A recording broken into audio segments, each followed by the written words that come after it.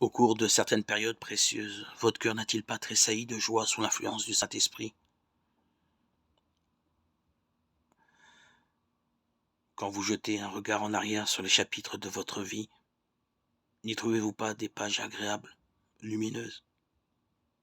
Les promesses de Dieu, telles des fleurs embaumées, ne croissent-elles pas tout au long de votre sentier? Permettez à leur beauté et à leur douceur de combler votre cœur de joie.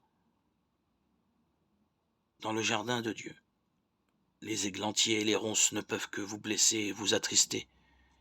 Et si vous ne cueillez que des déboires pour les présenter à d'autres, ne repoussez-vous pas la bonté de Dieu et n'empêchez-vous pas que ceux qui vous entourent de marcher dans le sentier de la vie, tout au long de cet exil où votre âme se trouve, votre pèlerinage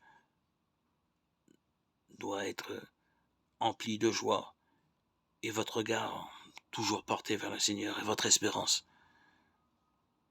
Il n'est pas sage de rassembler tous les souvenirs pénibles de votre vie, vos chutes, vos déceptions pour en parler à d'autres, et sans lamenter, ruminer jusqu'à ce que le découragement vous envahisse. Une âme chrétienne n'est pas une âme découragée. Elle ne fait qu'attirer les ténèbres en ruminant et en se plaignant.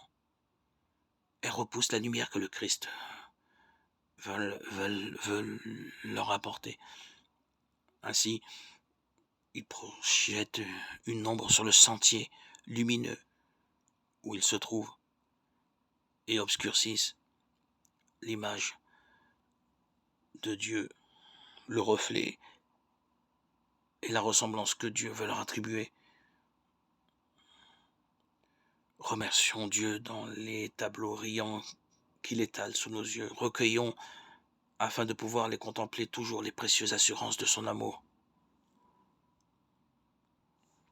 Le Fils de Dieu quittant le trône de son Père et voilant sa divinité sous notre humanité afin d'arracher l'homme à la puissance de Satan, son triomphe en notre faveur, triomphe qui nous ouvre le ciel et nous révèle le lieu où la divinité manifeste sa gloire.